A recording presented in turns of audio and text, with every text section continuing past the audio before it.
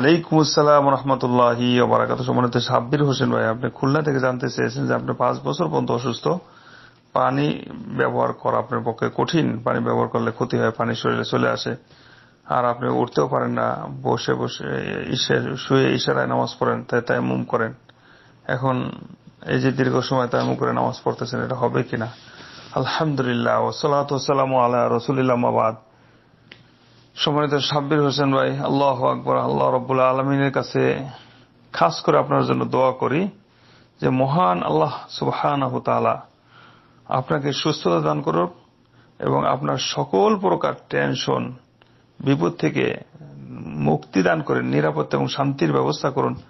আপনি যেন সুস্থতা লাভ করে হেঁটে চলে মসজিদে যে আপনি নিজ শক্তিতে আল্লাহ সুবহানাহু ওয়া তাআলার ইবাদত বন্দেগী করতে পারেন, আল্লাহর এই দিনে প্রতিষ্ঠিত থাকতে পারেন, নিজের জীবনকে সুন্দরভাবে পরিচালিত করতে পারেন, সেই তৌফিক আল্লাহ আপনাকে পূর্ণ দান করুন, আমিন।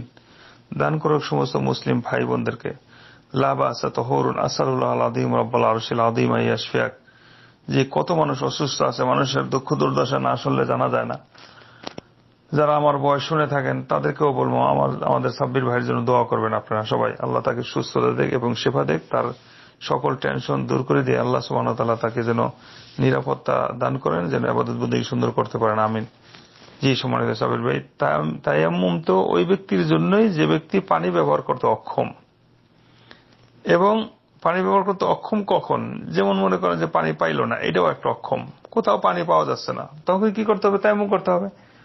সে যদিও নাপাক হয়ে গেছে, মহিলার কাছ থেকে আসছে, মহিলার কারণে নাপাক হয়েছে, অথবা স্বপ্নদোষ হয়ে গেছে, অথবা ছোট নাপাকি যেটা টয়লেট প্রস্রাব, এ ধরনের স্থানে যখন পানি পাওয়া গেল না, তখন তো এমন করতে হবে। এমনি ভাবে পানি ব্যবহার করতে যে ব্যক্তি অক্ষম, ডাক্তার না করে দিছে, অথবা নিজেকে ধ্বংসের পথে ঠেলে দিবে পানি ব্যবহার করলে, অথবা প্রচন্ড শীত আর নিজে অসুস্থ হয়ে অবস্থায় পানি ব্যবহার করা তার স্বাস্থ্যগত অথবা জীবনের জন্য হুমকির সম্মুখীন, এই অবস্থায় তো এমন করা আল্লাহ সুবহানাহু ওয়া তাআলা জায়েজ করে দিয়েছেন।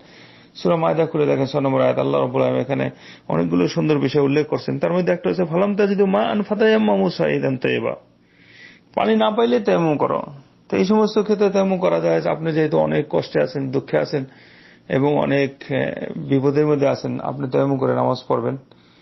নামাজ পড়ে ওই অবস্থায়, যে অবস্থায় আছেন সেই অবস্থায় আল্লাহর কাছে আপনার নিজের মনের কথাগুলো আপনি বলতে থাকবেন। শুয়ে হোক বসে হোক, আপনি বসে নামাজ পড়েন, তো ওই অবস্থায় আপনি আল্লাহর কাছে তওবা করবেন, আল্লাহর কাছে মাফ চাইবেন, আল্লাহর কাছে ক্ষমা চাইবেন, আল্লাহর কাছে শেফা চাইবেন, আল্লাহর কাছে নিজের কথাগুলি, মনের কথাগুলি বারবার বলতে থাকবেন মুখ আউড়িয়ে। আল্লাহ রাব্বুল আলামিন আপনার ওখানেই সুস্থতা দিবেন এবং আল্লাহ বিপদ থেকে আপনার মুক্তি দিবেন এবং আল্লাহর কাছে আপনার কথাগুলি বলবেন। আল্লাহ রাব্বুল আলামিন অবশ্যই শুনবেন এবং আল্লাহর কাছে আপনার জন্য দোয়া কবুল হবে ইনশাআল্লাহ।